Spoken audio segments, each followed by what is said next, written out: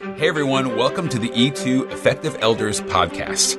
E2 is devoted to coaching your elder team to win by providing biblical and practical resources in authentic relationships. E2 wants nothing more than to equip you to move God's kingdom forward in the place you're serving Jesus. Visit us at e2elders.org and please share this good word with others. Hey friends, thanks for tuning in to E2, our podcast. How grateful we are, first and foremost, to CDF Capital for making this podcast possible. Our guest in this podcast is Mr. Mark Houpt, and Mark is a longtime friend and brother in Christ. Mark happens to be the chairman of our board of directors at E2. Mark has been walking with us ever since our inception many years ago, helping us. Mark happens to be a CISO, a CISO, a Chief Information Security Officer for a large firm in America. So Mark brings not only his love for the Lord and his deep admiration for elders, but also a great deal of skill to this arena, particularly a virtual arena in which we're doing ministry. So Mark, thanks for taking time out today to be with us. Thanks for your ministry to the Lord Jesus through E2. And we're just grateful that you want to speak into the life of elders today. Absolutely. Thanks for having me. This topic that we're going to discuss is very relevant. It's very timely. It's extremely important of what we're going to do when this is all over. Right. Life after COVID. And once we get that green light, whether it's from the president, a governor, a mayor, and we're back on the road again, what advice, counsel, challenge would you have for all of us as elders, please? Absolutely. So I'm going to throw two items out there. Probably the first and foremost is getting people back into the pews. We have become accustomed to sitting in our pajamas on Sunday morning in our living rooms, on our couches, in our lazy boys, and enjoying and being a part of worship that way. So there's going to be, of course, a good portion of your congregation that's going to want to come back. But there's also going to be a portion of the congregation that says, why do I need to come back when I can do it right here? So one of the key challenges for elders is going to be, do you continue to have Sunday morning services broadcast through the various mediums that we have now? And is that acceptable for your church? Is it acceptable for the Lord to do that? So that's question one. But then there's the flip side of the question as well. And I think the numbers are still unclear as to whether these new mediums are actually reaching new people, or if they're just simply reaching different people that are already churchgoers.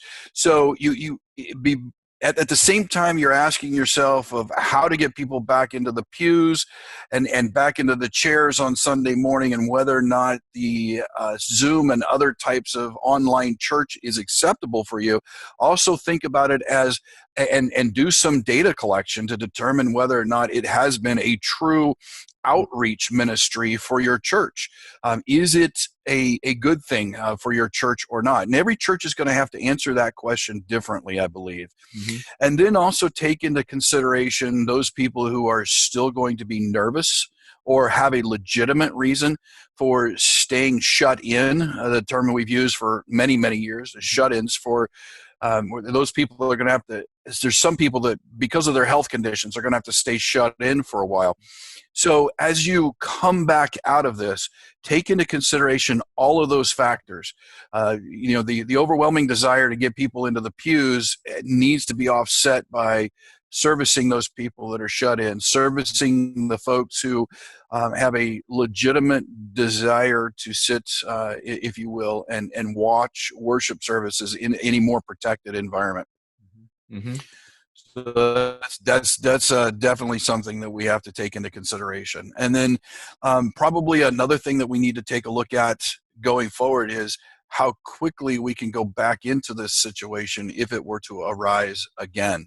Mm-hmm. A lot of churches really were fairly nimble and got into online worship fairly quickly. There's a number of services that allowed for that. One of the things I think might be slower and faltering are the small groups getting into and other services outside of the worship service, the small group type of situations, the even the elders meetings on Zoom or other functions. So as you do your planning, you do your continuity of operations planning. You can go back in our blog posts and take a look at that. Go look at actually developing that plan that says what you're going to do in the future if or when this happens. Because I think one of the things that we have learned through this process is that there's going to be at least some government entities that are going to take this type of action a little more quickly in the future if the pandemic were to return or a different pandemic were to occur. So those are a few things off the top of my head that we need to take into consideration. And I appreciate that very much. Now, typically, an elder may not have this kind of background. Right. That would move him into a virtual reality. We often depend on paid staff and whatnot. What happens if a church is not large enough to have a staff member who's gifted in platforms technologically to stream a service? What happens if we don't have elders who are gifted with this particular skill? Any thoughts there, Mark?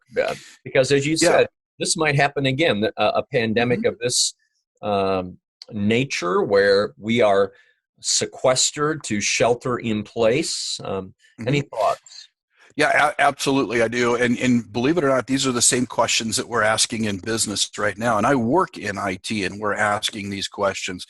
And one of the things that I've responded from the business perspective that I think is very applicable to the church as well is that over time, and when we come out of this, you are going to see new industry start up in the United States. And I believe that you're going to see new services that start up that will fill this gap.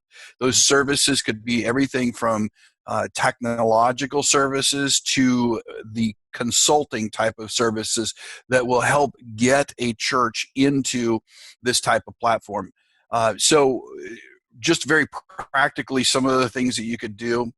I understand it costs money, and unfortunately, IT people are very expensive. I'm not going to lie to you about that. But churches probably need to set aside a little bit of budget money to have a professional consultant help them and guide them through the process of setting things up. Now, a lot of these IT services that we have right now, online.church and Zoom and so on and so forth, they can be taught to a group of people, like a group of elders or maybe some younger people within the church that are more technologically astute on how to use them, and they can then take them from there. So they may need a launch vehicle, if you will.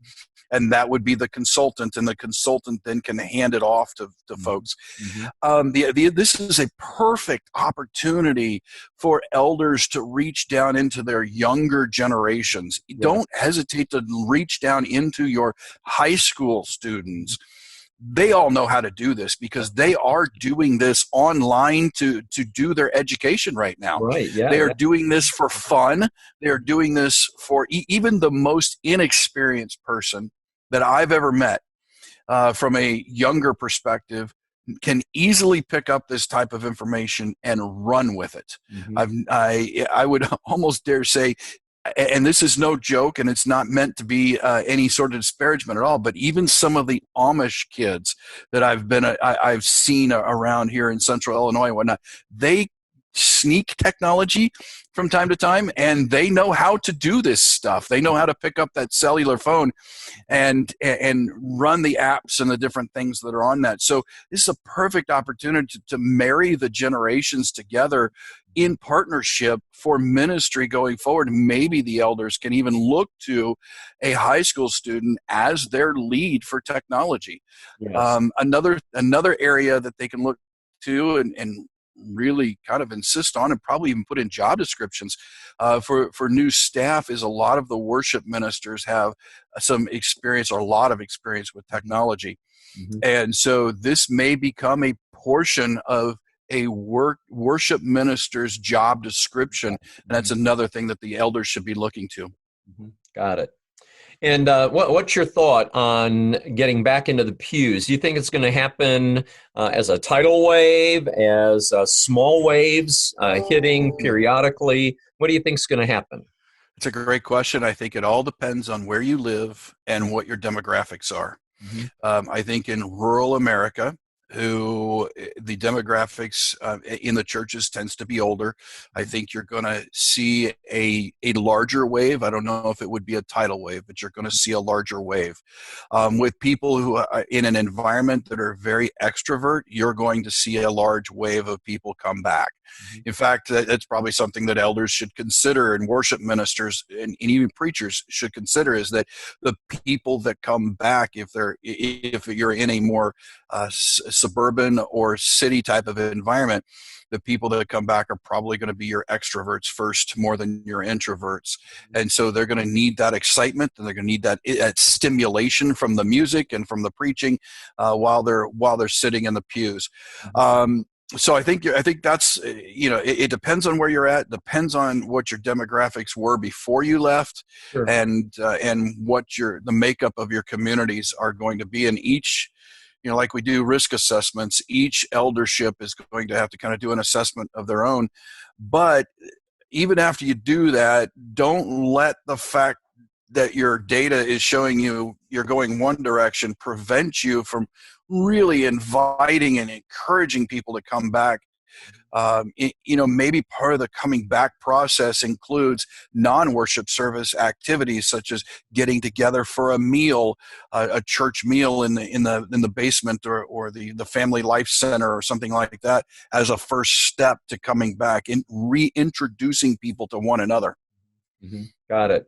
Well, I do know that some elder teams, staff teams of churches are putting together their plan to reopen, mm-hmm. That they are having conversations. Do they do, for example, a temperature check of volunteers who are working in a nursery? Right. They're talking about social distancing in a worship center.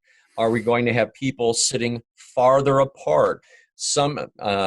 Speaking with a lead minister of a church where they have different venues on their campus, and they're going to be simulcasting into those different rooms so as right. they can create social distancing. The key is, if we're hoping people are going to get back into the pew, we have to be thinking now, how are we going to reopen the doors in a strategic manner? Just like our president has now said he's going to have 3 phases of reopening the economy. I think that we as elders need to be thinking about a strategic reopening of the local church. Right, absolutely. And we should take our cues from our government leaders. And, even here in the Midwest, in the Northeast region, they're banding together. Mm-hmm. This is an opportunity for you to reach, if you're a minister or an elder, to reach out to other churches and find out what they're doing, share information, set criteria and trigger points for what it looks like to come back. Yep. Very good. Well, Mark, thanks for your timely word today, and thanks for your tireless work with E2. We're so grateful for your hours and hours of volunteerism with our ministry, and you bring a lot to the table for all of us at E2. Thanks. Most welcome. You bet. Blessings to you today. Bye-bye. Bye.